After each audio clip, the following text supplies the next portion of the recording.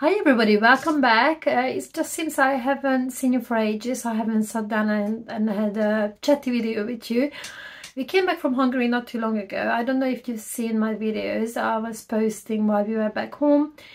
And I just thought I would just make just a relatively quick video, more like an informative video about, you know, when you go to Hungary, what would find might be different from the UK or from where you live.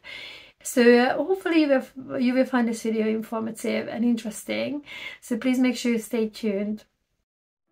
We tend to go to Hungary at least once a year. In the past, before my daughter Ella started school, we used to go 2 times or 3 times a year, but this is quite difficult because she's in year 3 now, so she has to go to school. So all the holidays will have to be in her holiday time. And then the summer holidays, what we do when we go to Hungary, we tend to go in August, because August is pretty much guaranteed dry weather. The temperature can be as hot as 38, 39 centigrade, and it's kind of a different kind of heat from the UK because it's dry heat. The humidity is not particularly high. We like to book our flight as soon as possible. We normally would book it about 5-6 months before we go. We kind of knew the time when we would normally go back.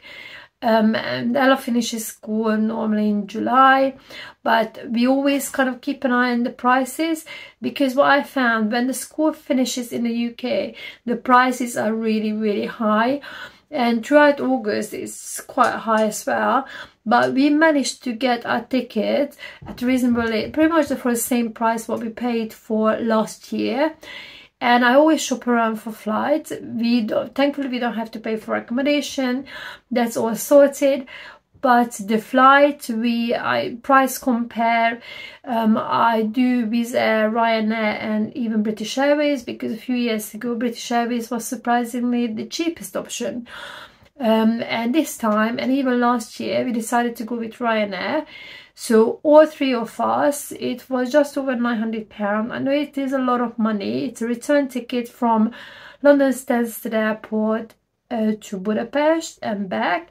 It also included, we kind of got the family ticket, which was advertised that my daughter's seat was free, but you know, we just all go overall for the total amount. Because I still think that, you know, they advertise it free child seat. I still think it's probably gonna be like hidden extras and things, but it was still the cheapest option. So as I said, it cost us just a little bit over £900 return, which we paid pretty much exactly the same last year as I mentioned it. So it wasn't too bad, because we know August is probably one of the most expensive times to go back to Hungary, and also for Christmas and Easter holiday. And this time we went back, and that was a Harvest Festival, which is one of our major festivals, on the 20th of August. So as I said, we booked it a few months ago, and when we book our holiday, we also book our travel insurance. We do have a European little card, because obviously the UK is not part of the EU anymore, but we can still have the little European health insurance card, I think it's called, that we can use. But we always make sure that when we book our flight, we are covered. We book our travel insurance at the same time, because a lot of travel insurance, actually, when you book your flight or you book your holiday, if you have a travel insurance from that time, if anything happens and you can't make it, you can't travel, you're very likely to be protected. So even if you have to cancel your trip for a reason, maybe you're unwell, you can't travel, something happens, then you're kind of protected as well. So please do check out. We normally buy a yearly multi-trip travel insurance. Again, just make sure that you do shop around. I do use comparison sites. This time I think it was close to about £90 for all of us for a whole year, but I think it's kept up to like 32 days, so we can spend within the year we can spend 32 days abroad. So please make sure that if you tend to travel a lot, that you're covered for the whole duration and any kind of extra duration that you're going to be traveling for. And as I might have mentioned it before, whenever we go to Hungary, we always make sure that we have cash on us. And also we've been using, it's not sponsored at all, but we've been using the Chase card. We actually got this card ages ago, and what I like to do, I transfer some money onto this Chase card and I use it to purchase pretty much everything in Hungary. I think if you got it well in advance, I think there is kind of a cashback as well, but we don't use that aspect of it. But please do check it out. I think Chase been quite good. The exchange has been quite good, and also as soon as you kind of use your card, you go into the app and then you can see the exchange rate. You can actually see how much you spent in pounds. So I'm from the southeast part of the country, so we are very close to the Romanian border. So the way we go to Budapest, that we take, because we fly from Stansted, we take a coach from one of the bus stop, one of the stations in London, and then we take the coach to the airport, and then obviously the flight is about 2 hours 20 minutes. But in Budapest we have to take a train to go down to the southeast. So the actual train journey from Budapest to where we live, where my family live, takes longer to get there than to fly to Budapest, because it would take at least another 3 hours, 3.5 hours by train. So when we get to Budapest, then we always buy a single ticket, because we have to take the local bus to the Ferryhead train station to take our train. And I know that you can use an app as well, which we did last year, and I didn't actually find it very useful. Please just double check it, because if you travel on your own and you travel in Budapest, then you can kind of have your ticket on your phone and you just scan it as you get on the bus.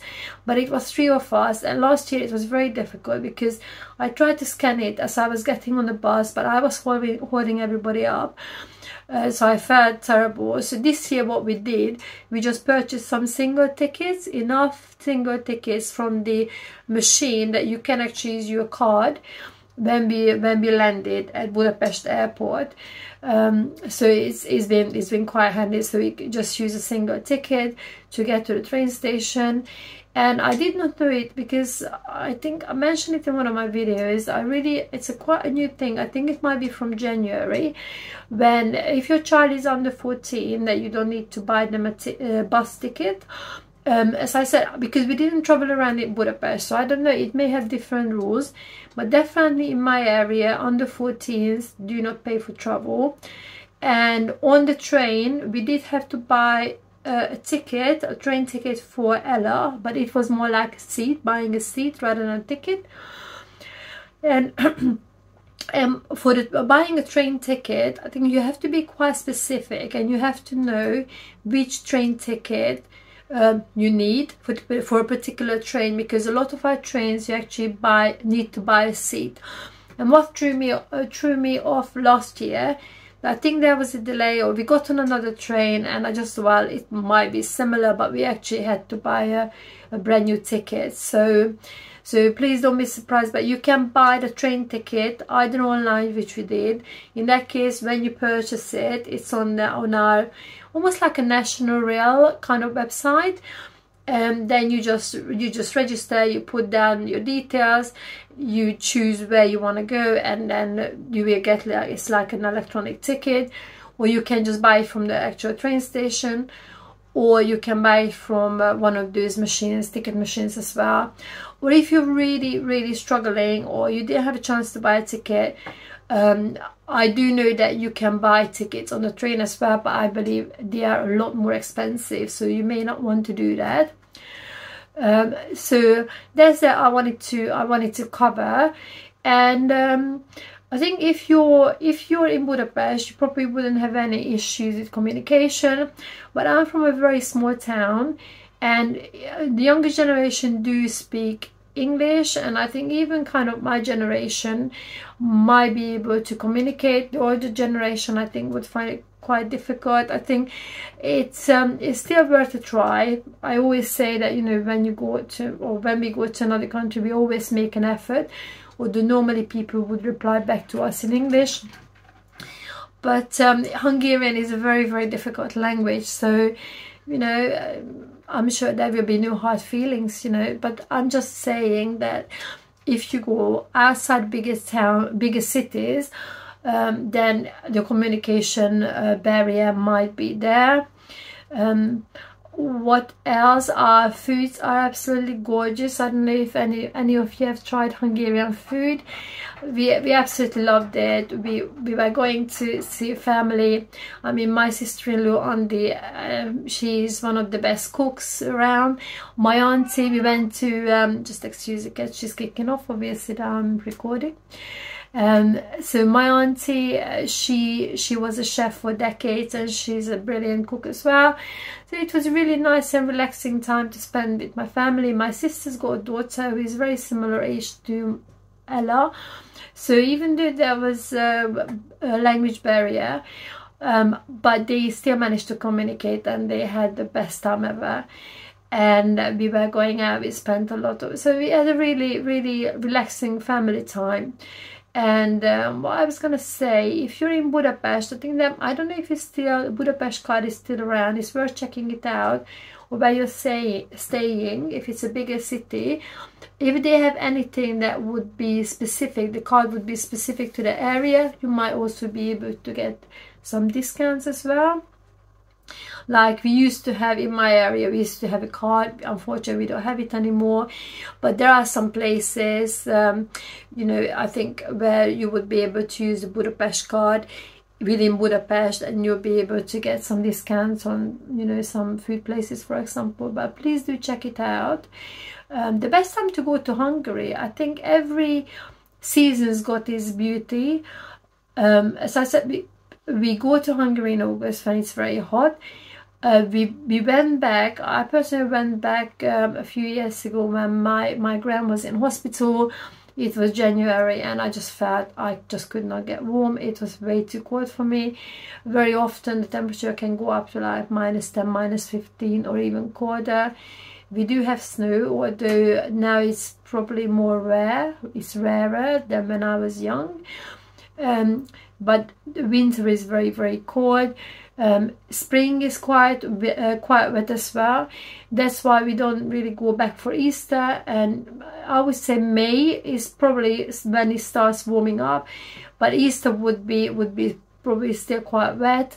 August, maybe July, August would be dry. September is still quite nice. October, when it starts kind of cooling down really, and obviously we got the winter and spring when it's wet. So if you're thinking of going to Hungary, any season is great really. If you want to go for Christmas, we do have lovely Christmas markets, but please make sure you do wrap up really warm.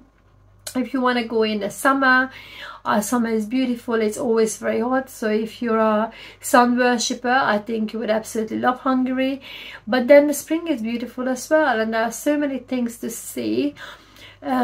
So I think I'm going to wrap this up, because I think I'm rambling on now a little bit. But please make sure you make a comment and ask any questions from me, what you want me to answer, what I would, you know, what if I can give you an answer, I will give you an answer, even if it means that, you know, I will have to do a little bit of research. Yeah, thank you very much for tuning in, and I'll come in to see you in the next video. Please don't forget to check out my videos that we were recording when we were in Hungary, and please click that like button and subscribe, and I can't wait to see you soon. Have a lovely day. Goodbye for now. Bye. Olyan törékenyek és könnyűek, a szél